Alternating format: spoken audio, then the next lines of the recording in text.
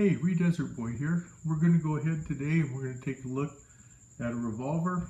So far I've kind of focused more, other than the single action revolver for the Ruger Wrangler, I focused more on the semi-automatics, but I'm also acquainted with Smith & Wessons and other revolvers. But for our purposes, when I went to get back into firearms and going to the range and shooting, I went with a revolver starting out, and because I wasn't familiar with semi-autos. So today we're going to talk about the Ruger LCR, which has been out for a while, and it's a light compact revolver. And this one will be in 357 Magnum.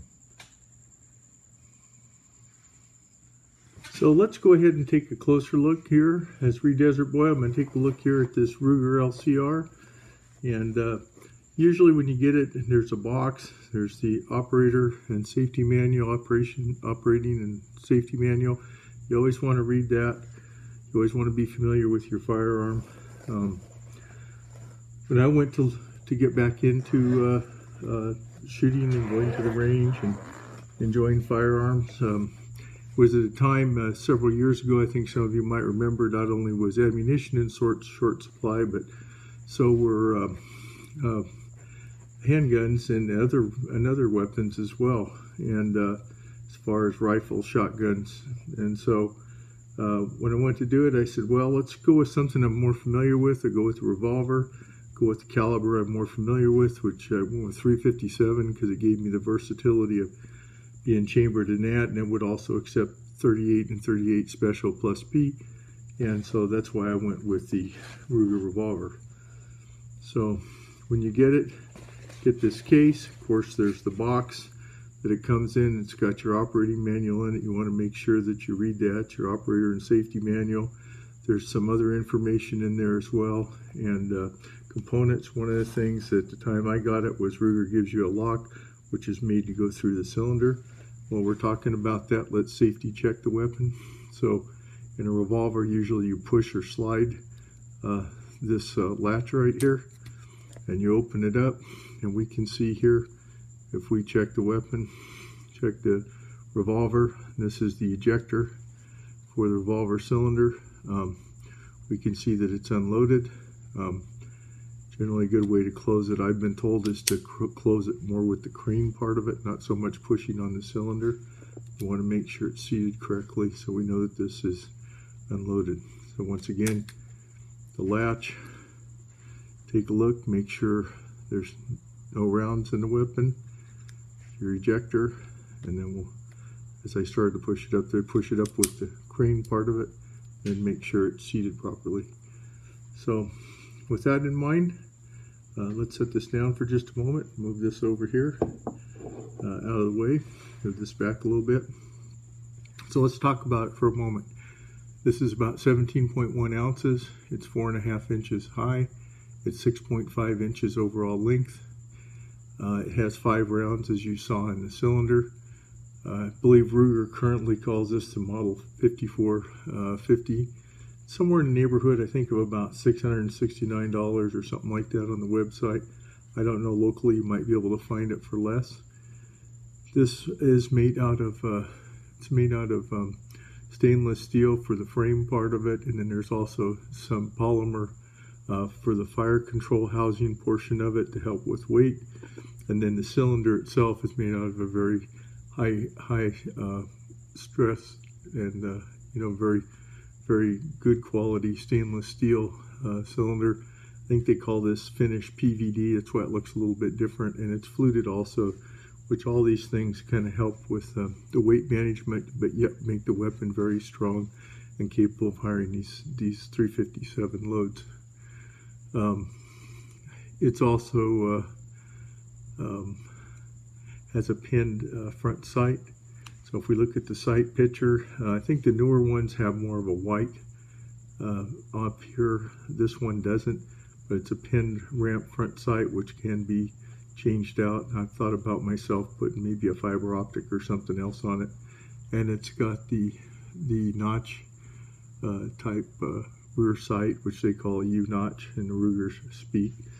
One of the nice things about it, it's got these Hogue tamer model grips, which really do help with recoil a lot. This particular weapon is a double action only, so there is no hammer where you can pull it back and shoot, kind of fire one round at a time by pulling the hammer back and then engaging the trigger. So let's look at the trigger pull on this. So we'll just give this a pull here, so you can kind of see it's stiff but doesn't stack. One of the things with the Ruger, you want to make sure you release it fuller to make sure that it comes around and goes ahead and engages again. You don't want to, sometimes with some revolvers, if you kind of let them out, you don't really let them fully come out, they don't reset properly, and you can have some issues in it engaging and actually firing correctly. But as you can see, this has a real smooth trigger with it. I don't remember what the weight is on it. Generally, double action triggers are pretty heavy. They're usually 10 to 12 pounds. If I get that information, I will add that information and update the video. One of the good things about this is a lightweight compact revolver. Many people may find this a very, very good choice for carrying it or for concealment.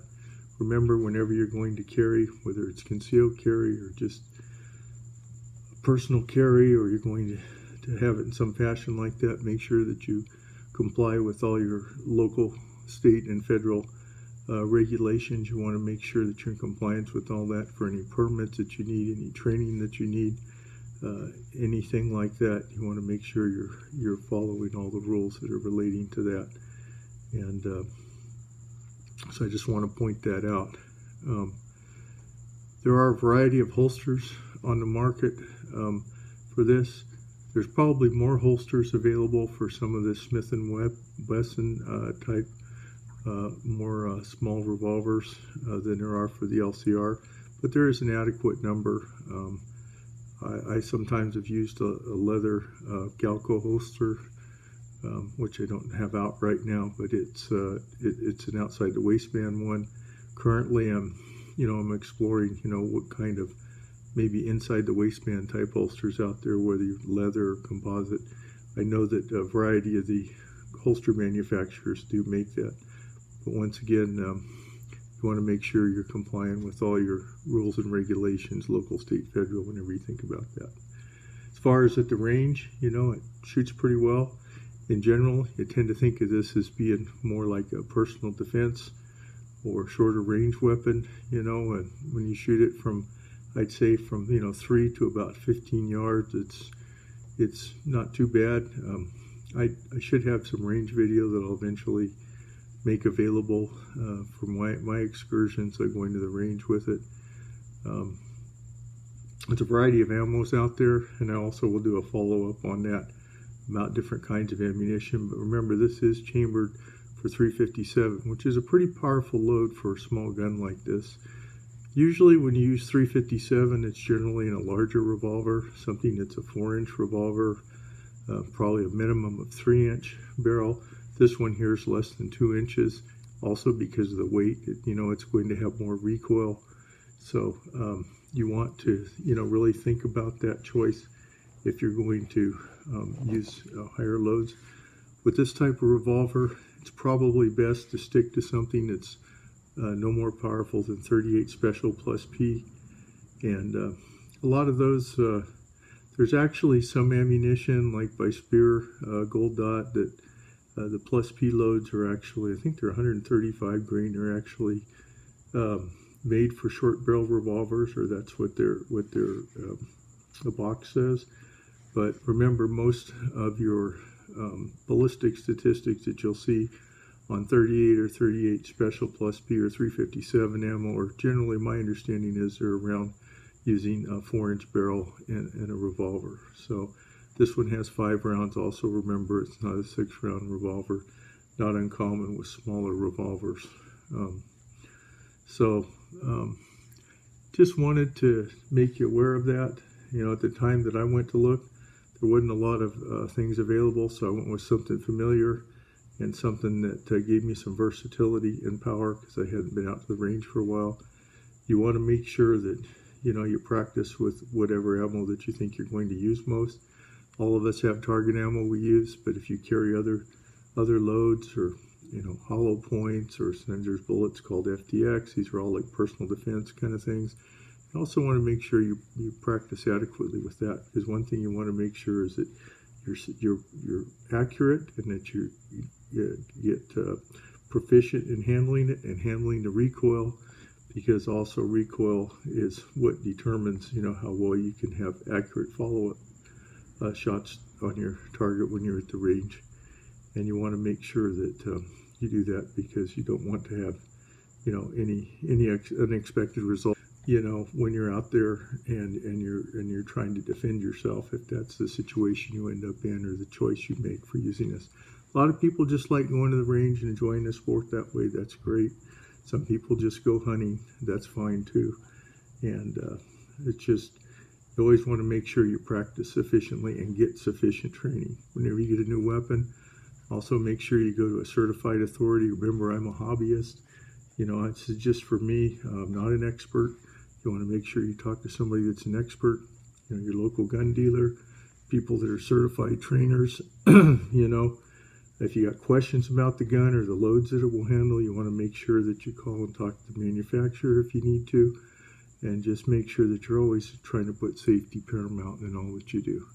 So anyway, that was just kind of meant to be a quick video to talk about a revolver, and because a lot of the things I've been showing, Springfield XDE with 45 ACP and the Sig Sauer P38 Legion and 9mm have been more compact and micro compact, so this kind of falls in that category, but it's a revolver. So thank you very much. If you like this, please consider subscribing or liking. Give me any comments. I can certainly use those. And always, be safe out there, and make sure you're following all the rules and regulations that you should, and enjoy the day. Thank you very much.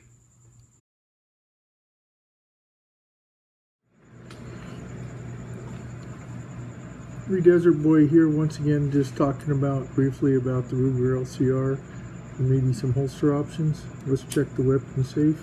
I'll open it up and see that it's unloaded. Close it back up. This one happens to be an outside the waistband holster. Your belt goes through here. It's a Galco holster.